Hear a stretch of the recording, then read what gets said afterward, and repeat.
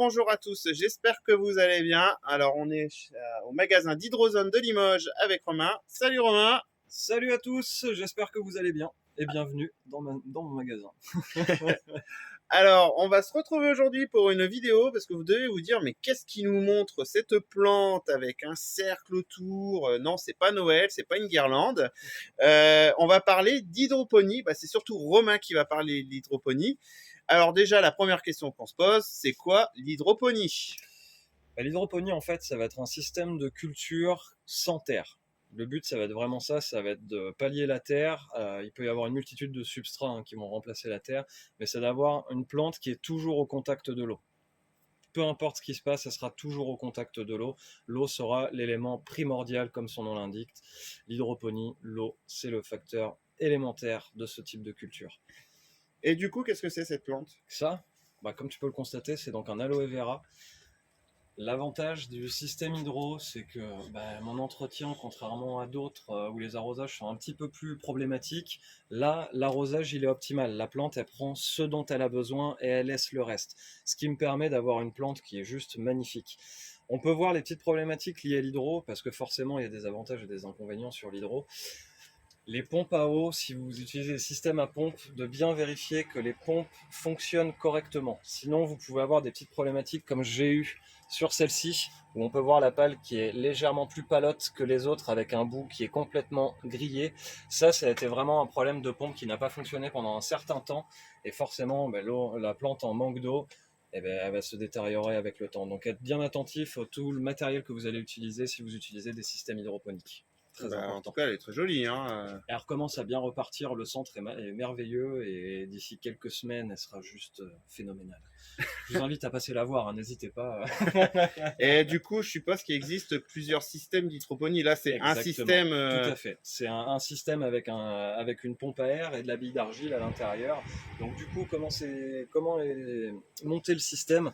On va avoir deux réservoirs. On a le premier où on a les billes d'argile, donc là où va se développer le système racinaire avec l'écoulement d'eau. Et en dessous, on va avoir le réservoir à l'intérieur, que je recommande de nettoyer de temps en temps, pas comme nous. Voilà, je le recommande très fortement. Même si la plante se porte bien, c'est quand même pas mal de les nettoyer de temps à autre. Si vous devez remplacer l'eau à l'intérieur, comme pour les aquariums, de toujours garder une petite quantité d'eau de l'ancien réservoir pour la vie bactérienne à l'intérieur, qui sera très très important. Mais du coup, voilà, ça c'est un des premiers systèmes.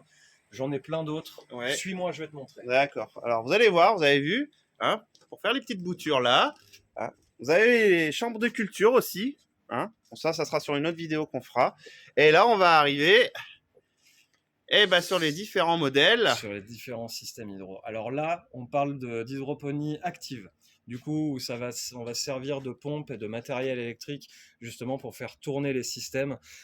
Pour vous montrer tout ce qu'on peut avoir, on va avoir du système qui peut fonctionner donc soit avec de la bille d'argile comme on a pu le voir sur l'autre modèle. Donc ça va être ce que je vais avoir, les deux modèles juste en face. Donc on va remplir les pots avec de la bille d'argile et ces systèmes-là, du coup, ça va être un système de piquet-goutteur. Donc une pompe de relevage, pareil, toujours un réservoir en dessous dans lequel on aura notre solution. Pompe de relevage pour pouvoir remonter l'eau dans les différents pots. Et là, ça va être avec un système de piquet-goutteur. Ce que l'on a juste devant nous, ça va être un système qu'on appelle système NFT. Système NFT, ça fonctionne sensiblement pareil. Hop là. On va avoir un réservoir pour notre solution, une plaque sur le dessus qui est légèrement inclinée vers ici, pompe de relevage qui va nous remonter l'eau par ici avec un T, et en fait on va avoir un écoulement d'eau incessant qui va retomber dans le réservoir juste en dessous. Donc c'est un circuit fermé. C'est ce que j'allais dire, donc c'est un circuit fermé. Tout à fait. Tous les systèmes hydro sont en circuit fermé. Le but aussi, c'est ça, c'est qu'on a une économie d'eau qui est plus importante en hydroponie qu'en terre où on est soumis beaucoup plus à l'évaporation, etc. Là, étant donné qu'on est dans des réservoirs, il y a beaucoup moins d'évaporation et le peu qu'il peut y avoir retombe très rapidement dans le réservoir. Et comme on est en crise d'eau, c'est vrai que ça peut être très très intéressant. À savoir que ça, j'en parlerai juste après. C'est la petite technique parce que là, on parle d'électricité et autres. Donc, on se dit impérativement en intérieur, eh ben, j'ai peut-être une surprise sur la fin de la vidéo. Mais on va continuer sur les différents systèmes qu'on a. Donc là, c'est vraiment du système relativement basique, entre Mhm. guillemets, avec juste une pompe à eau, voilà, avec un circuit fermé, un écoulement d'eau qui est incessant. On peut avoir d'autres systèmes, comme celui-ci par exemple, le système IWS. Donc là, on va avoir un premier réservoir d'eau où on va faire du coup notre solution. Et celle-ci va l'envoyer dans notre servomoteur. C'est un petit, hop là, un petit réservoir sur lequel il y a un contrôleur et on va avoir un système de flux et reflux au niveau des pots. Donc ça va emmener l'eau au niveau de notre pot. Notre plante va se développer Mhm. ici et du coup il y a une légère, il y a un petit espace ici. Ça va remplir là. Ça va permettre de remonter l'eau par capillarité. La plante va prendre ce dont elle a besoin et quand elle en a plus besoin, le servomoteur lui récupère l'eau. Voilà. Donc là D'accord. on est vraiment sur une économie d'eau qui est beaucoup plus importante. Pareil, l'investissement sur ce type de matériel est beaucoup plus important aussi. Du coup, c'est vraiment pour des personnes qui veulent se lancer de manière intensive dans l'hydroponie. Ce sera plus intéressant pour ces personnes-là. D'accord. Pour revenir sur un système un peu plus simpliste, hop là, je vais même me permettre une petite manipulation. Hop là. En essayant de tout casser de préférence. Hop là. Système de table à marée. Système de table à marée, donc toujours pareil. On a un réservoir en dessous avec notre support sur le dessus. On a le petit schéma qui va avec. Hop là. Ouais, comme ça, on est nickel. Le système de table à marée, comme son nom l'indique, le but c'est de faire des marées. Du coup, on va avoir une pompe de relevage qu'on va mettre sur minuteur qui va nous remonter l'eau dans ce réservoir-là, le mettre à une certaine hauteur pendant un certain laps de temps que vous choisissez. Ce sera une pompe sur programmateur. Et pendant ce laps de temps, eh ben, en fait, le système racinaire prend tout ce dont il a besoin. La plupart du temps, on utilisera un substrat de coco sur ce type de système-là pour avoir justement un rapport optimal entre l'oxygénation, la rétention d'eau et l'apport d'eau. Vraiment, ce sera l'un des plus importants. Pour finir, on va aller faire un petit tour.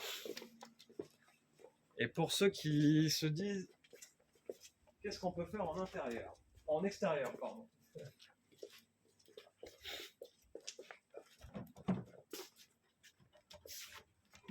Donc ça, c'est le système de On retrouve le système. aloe vera. J'ai du mal là. Exactement, tout à fait. Ça, c'est le système de l'aloe vera, du coup, sans plante à l'intérieur. Donc, mon réservoir est par-dessus mon bac. Et ce système-là, donc, avec une pompe à air. Et cette pompe à air, hop là, peut être alimentée par un petit panneau solaire. Oui, c'est cool. Donc ça permet d'avoir justement sa plante en extérieur. Et du coup, pas avoir besoin d'éclairage artificiel. Exactement, Voilà. tout à fait. Les seules choses auxquelles je conseille de faire attention quand on utilise ce type de système en extérieur, c'est que le réservoir, du coup, s'il est soumis à la lumière, l'eau peut chauffer à l'intérieur.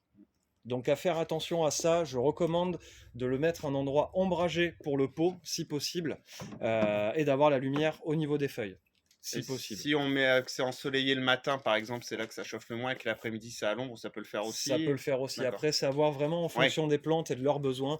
Si vous avez une plante qui a vraiment besoin de beaucoup de soleil, à la rigueur, ça peut valoir le coup, pourquoi pas, de réfléchir à faire un petit caisson autour, justement pour la protéger de la lumière. Pareil, tout ce qui est billes d'argile, si vous les laissez, si vous avez trop d'eau qui s'écoule sur vos billes d'argile et que c'est au contact de la lumière, vous allez avoir un développement d'algues qui sera pas idéal quand même. Déjà, au-delà d'être pas très joli, ce sera pas l'idéal non plus pour vos plantes parce qu'elles vont manger, même si c'est infime, elles vont manger une partie des nutriments que vous allez leur apporter. Voilà un petit peu tous les différents systèmes.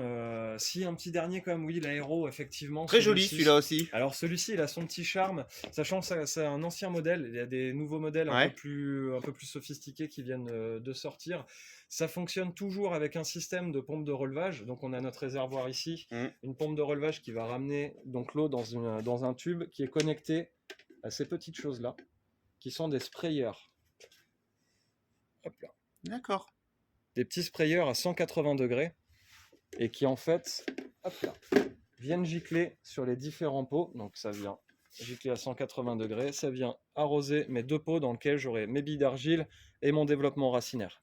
Oui, donc à part des billes d'argile, tu mets rien d'autre dedans, je veux dire. Pour celui-ci, Ouais, non. Je le d'accord. recommande pas. Fibre de coco, ça aurait tendance à aller À garder justement dans trop le l'eau système. Non, et ce serait surtout même d'aller pour dans le le système? système et D'accord. autres. Du coup, je le recommanderais pas. La bille d'argile, ce sera le plus simple. À savoir que billes d'argile, il faut les tamponner. Qu'est-ce qu'on appelle tamponner? C'est les amener à la bonne valeur de pH pour les plantes qu'on souhaite cultiver. D'accord. Le pH sera un élément ultra important. Là, on va rentrer dans les données un petit peu plus techniques. Il y a deux éléments très importants à vérifier quand on fait de l'hydroponie. Ça va être le pH, donc la valeur de pH de notre eau, et le C. Le C, du coup, c'est l'électroconductivité. Ça va être grossièrement, c'est la concentration d'engrais dans le volume d'eau total de votre réservoir. Du coup, c'est deux éléments à prendre en considération. Pourquoi? Le pH, lui, ça va être surtout sur l'assimilation des nutriments. Je vous invite à aller regarder sur Internet, vous pouvez vous taper tableau assimilation nutriments pH. Vous allez tomber sur un tableau qui est très facile de compréhension. Et donc, en fait, en fonction de la valeur de pH que vous allez avoir dans votre eau, votre plante sera plus ou moins apte à assimiler tel ou tel nutriment. Et ça, sur le petit tableau qui est très bien expliqué, vous allez le trouver, vous allez voir ça très facilement. Et le C, forcément, donc comme j'ai expliqué, c'est la concentration d'engrais dans le volume d'eau, c'est pour éviter les surengraissages. Et c'est que vous puissiez apporter les nutriments nécessaires pour votre plante. L'avantage de l'hydro aussi, en parlant des nutriments, c'est que tous les nutriments seront mangés par la plante. Il n'y a pas de perte de nutriments, contrairement à de la terre ou des choses comme ça. Ça va être vraiment le plus optimal en termes de consommation d'eau et de consommation d'engrais. C'est là où vraiment ça mangera le plus. J'ai juste une question Ouais. qu'on n'avait pas parlé avant. Si tu as un système d'arrivée d'eau, ou même pas besoin du coup, et un système électrique, est-ce que tu peux faire de l'hydroponie dans une serre? Oui, Oui. bien sûr. Non, Bien sûr, sans problème. Le but de l'hydroponie, c'est comprendre le principe. d'accord, oui. Après, si derrière on a l'arrivée d'eau et qu'on a tout le matériel nécessaire, oui, c'est dans une serre, c'est sans problème. D'accord. Toujours la chose à prendre en considération, ce que je disais tout à l'heure pour le réservoir, C'est la chaleur? c'est la chaleur. D'accord. C'est vraiment la chaleur, et la chaleur vis-à-vis de l'eau, ça va être très important pour les plantes. La technique toute bête, ça peut être d'enterrer le réservoir. Hmm. Enterrer le réservoir, de toujours se garder un accès au réservoir facile, qu'on puisse le remplir facilement et que vous puissiez prendre vos données facilement avec le pH mètre et EC mètre. Mais oui, c'est une chose qui est faisable sans aucun problème en serre en extérieur, D'accord. sans aucun souci. Pas Puis- besoin d'éclairage artificiel ou autre. Tant qu'on a l'arrivée d'eau, il n'y a aucun souci. Ou après, pas forcément besoin d'arrivée d'eau. Une paire de bras peut Oui, faire l'affaire oui. aussi, mais ça prend un peu plus de temps, effectivement. Effectivement. Et on va entre guillemets finir la vidéo pour vous, on va vous montrer le résultat que ça donne entre deux styles de. Mm. Aide-moi s'il te C'est plaît. entre deux styles de culture. Deux styles de culture, merci. Mais de rien. En fait, il faut savoir qu'avec l'hydroponie, on a des plantes qui ont tendance à pousser un petit peu plus fort. Elles ont moins de stress hydrique lié aux arrosages pour la terre, forcément. Du coup, là, vous avez le cas entre deux Monstera constellation. L'une en terre, donc celle à gauche, voilà, qui est très jolie, elle est toute mignonne. Et on a la même en hydro. Et pour vous montrer, je vais essayer, hop là, ça. Voilà la différence de feuilles que j'ai entre la terre et l'hydro. Et du coup, celle-là, celle qui est en hydro, ça fait combien de temps que tu l'as faite et l'autre? Les deux, ça fait... Elle, ça fait combien de temps qu'elle est dans son système? Ça fait 3 mois. Ouais. 3 mois qu'elle est dans son système. Alors après, il faut se dire une chose là, c'est difficile d'avoir une idée de comment ça se développe parce que celles-ci ont été importées d'Indonésie. D'accord. Du coup, il y a une phase d'adaptation forcément à notre D'accord. environnement et autres. Mais là, du coup, elle est en train de partir. Bah, là, on le voit, encore une nouvelle feuille. Et feuille à trous pour la Monstera, du coup, plus elle fera de trous, et ça voudra dire qu'elle sera en très bonne santé et qu'elle apprécie l'environnement dans lequel elle se trouve. D'accord. Du coup, là, j'ai des plantes maintenant. Bah, je me suis retrouvé en fait à avoir ces 3 feuilles-là pendant presque 2 mois. Mhm. Et en 1 mois, j'ai eu ces 3-là. Eh ben. Voilà. Et là, ça va continuer à se développer toujours de plus en plus fort. Et du coup, dans ton eau, Mm. pour l'hydroponie, est-ce que tu peux rajouter quelque chose? Tout à fait. Ouais? On peut utiliser des engrais, et d'ailleurs ce que je recommande fortement, hein, d'utiliser l'utilisation d'engrais. La plante étant un être vivant comme nous, elle a besoin de boire, mais aussi de se nourrir. Mais par contre, l'élément à prendre en considération, c'est qu'il faudra impérativement utiliser des engrais minéraux dans un système hydroponique.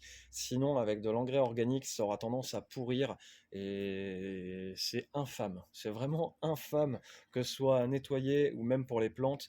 Derrière, en fait, elles vont avoir juste des bactéries, elles vont être détériorées plus que de bien pousser. Donc vraiment, en hydro, on peut rajouter des engrais sans aucun problème, mais à bien utiliser des engrais minéraux et pas organiques. Quelqu'un qui voudrait utiliser des engrais organiques dans un système hydroponique, c'est faisable, mais il faut adapter un système de biofiltre. Ça, c'est un élément un petit peu plus complexe, un peu plus technique. C'est quelque chose que, si tu veux, Anthony, on pourra voir Mmh. dans une prochaine vidéo, si tu as une demande importante à ce niveau-là. On pourra développer un petit peu plus aussi tout le matériel qu'il faut, que ce soit les pH mètres, EC mètres dont on parlait tout à l'heure, justement pour pouvoir avoir les informations importantes concernant le pH et l'EC. Alors par contre, moi, Mm. je vous dirais seulement qu'il ne faut pas confondre hydroponie et aquaponie. Surtout pas. Parce que l'aquaponie, ça fait c'est avec des poissons. Que Tout à fait. l'hydroponie, c'est juste de l'eau et des billes d'argile et voilà, il n'y a pas besoin de poissons. C'est la Exactement. grande différence entre les deux. Bon, l'aquaponie, on en discutait avec Romain, apparemment, c'est un peu plus compliqué. Puis bon, c'est pas. C'est beaucoup plus compliqué. Parce que là, du coup, on va cumuler deux choses, deux expertises, deux domaines d'expertise, c'est-à-dire la culture des plantes, Et mais aussi et surtout la la pisciculture. pisciculture. Et c'est vraiment deux domaines un peu techniques. Et la pisciculture, j'avoue que mes compétences sont très très limitées à ce niveau-là. Mais pour m'y être intéressé un petit peu à l'aquaponie, oui, oui, c'est super intéressant. On peut faire des choses formidables avec. Mais ça demande quand même un minimum de connaissances avant de se lancer dans l'aquaponie. Donc voilà, bon, je pense qu'on a fait le tour. T'as encore, Je pense qu'on est ouais. plutôt pas mal. Donc, Si, oui, juste une petite chose derrière pour finir. vas-y. Pour le départ des plantes. Le départ des plantes, c'est rare qu'une plante parte directement en système hydroponique. Du coup, il faudra la développer et son système racinaire dans un substrat qui soit quelque chose d'autre que de la terre. Pour ça, on a ces choses-là, donc des cubes de laine de roche. Et dans les cubes de laine de roche, du coup, le cube de laine de roche peut être mis dans un système hydroponique sans aucun problème. Alors que la terre aura tendance à apporter justement beaucoup de problématiques. Là, on peut se permettre de lancer notre plante sans aucun problème dans un cube de laine de roche pour ensuite la disposer dans le système hydroponique à la fin. Voilà. D'accord. Là, je pense qu'on a fait le tour de la base, vraiment de Oui, la après, on base. va Après, pas. Voilà, voilà. s'il y Après, a des questions à poser, n'hésitez pas, soit auprès d'Anthony, ou vous pouvez même m'appeler au magasin. vous N'hésitez pouvez surtout appeler au pas, hein. magasin de Limoges ou C'est aller jouable. sur leur site internet, Exactement. la page Facebook Tout à fait. Hydrozone. Donc, comme vous pouvez voir, moi, je vais vous redire que Hydrozone sont vraiment spécialisés en culture d'intérieur. Donc là, on a parlé plus de l'hydroponie. Vous pouvez voir qu'il y a des chambres de culture et ça sera une autre vidéo qu'on essaiera de faire. Pas dans l'immédiat, mais on va voir pour en refaire. Je vous ai déjà parlé de leur terreau magique. Voilà, là, je ne pèse pas mes mots parce que j'étais extrêmement content de leur terreau. Et vous avez toujours le code promo qui est valable donc sur le site internet, qui est valable dans le magasin de Limoges et le magasin de Poitiers. Vous avez 15% sur la commande et le code c'est potager en majuscule, Potager. De toute façon, comme d'habitude, vous savez, je l'aurai écrit sur l'écran. Bon, bah sur ce, moi je vous souhaite une bonne journée à tous Bonne journée à vous, au plaisir de vous voir. et à bientôt. À bientôt, au revoir.